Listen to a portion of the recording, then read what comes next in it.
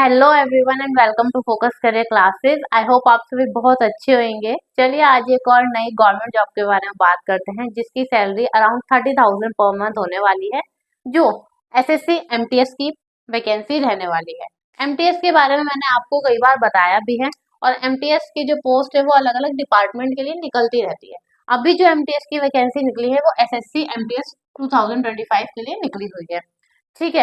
MTS means multitasking staff. इसमें आपका role क्या होता है, कोई भी आपको अगर आपका एग्जाम क्लियर हो जाता है, सब कुछ हो जाता है, तो कोई भी आपको रोल मिल सकता है फाइल मैनेजमेंट का, या फिर बहुत सारे इसके अंदर वर्क होते हैं। वो डिपेंड करेगा आपके मार्क्स के ऊपर एंड सारी चीजों को ध्यान में रखते हो आपकी पोस्टिंग कहाँ पे होती है। चलिए मैं बता देती हूँ, इसकी जो एप्लीकेशन है वो 26 जून से स्टार्ट हो चुकी है। लास्ट डेट जो है वो 24 जुलाई है। टोटल जो पोस्ट है 1075। अभी ये फिक्स नहीं है क्योंकि ये हवलदार के लिए उन्होंने बताई हुई है। एमटीएस के लिए कितनी वैकेंसी निकलेंगी, कितनी पोस्ट निकलेंगी, नंबर ऑफ वैकेंसी कितनी रहने वाली है, यहाँ पे ये चीज अभी फिक्स नहीं हुई है। सेकेंड थिंग मैं आपको बताना चाहूंगी, MTS is a different and havildar position is different position. ठीक है, हवलदार के बारे में आप सभी जानते ही होंगे एंड एमटीएस में क्या रहेगा, आपको मल्टीटास्किंग स्टाफ के रूप में काम करना पड़ता है। ठीक है। बाकी एज लिमिट मिनिमम 18 ईयर्स होनी चाहिए एंड मैक्सिमम 27 ईयर्स यहाँ पे आपकी होनी चाहिए। अगर आप 27 से ज्यादा हैं तो आप इसमें अप्लाई नहीं कर पाएंगे। मिनिमम क्वालिफिकेशन यहाँ पे 10th पास मांगी गई है। चाहे आप एमटीएस के लिए अप्लाई करना चाह रहे हो या फिर हवलदार की पोजीशन के लिए अप्लाई करना चाह रहे हो, दोनों के लिए 10th पास क्वालिफिकेशन उनकी रिक्वायरमेंट है। अगर आपने इसके इक्विवेलेंट कोई और डिग्री की हुई है तो भी आप इसके लिए अप्लाई कर सकते हो। ठीक है। अभी बात कर लेते हैं फिजिकल, क्योंकि देखिए इसमें आपका एक एग्जाम होगा, डेफिनेटली रिटर्न एग्जाम जो रहता है। फर्स्ट इसमें क्वालिफाइंग होता है एंड सेकंड जो होता है उसके मार्क्स आपके जोड़े जाते हैं, बेसिकली सेक्शन बी जो रहता है।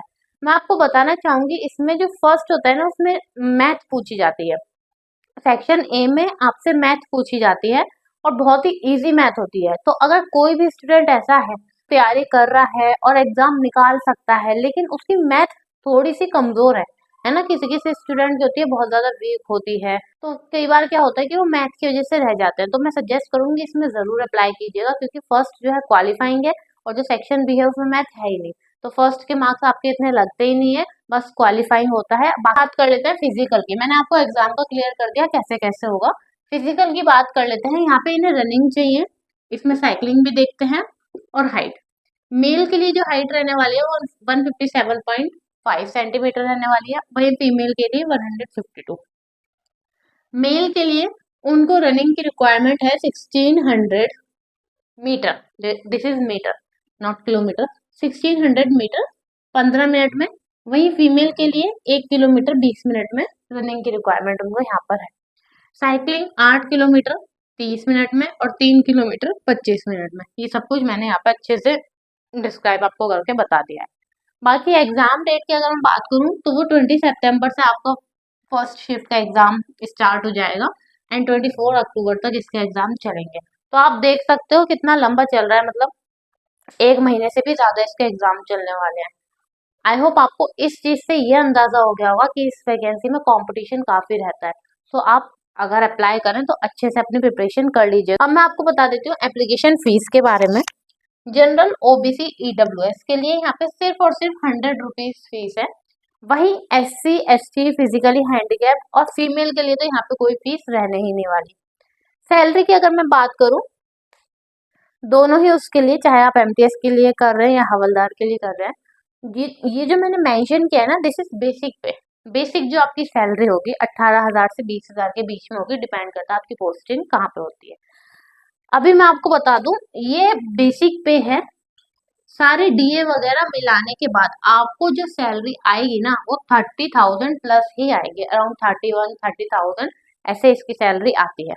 तो आई होप मैंने सारी चीजें आपको क्लियर की होंगी, क्योंकि ये वैकेंसी थोड़ी सी ज्यादा इम्पोर्टेंट थी एंड थोड़ा सा इसमें मुझे अच्छे से डिस्क्राइब भी करना था, तो मैंने सारी चीजें अच्छे से आपको मेंशन करके बताया है।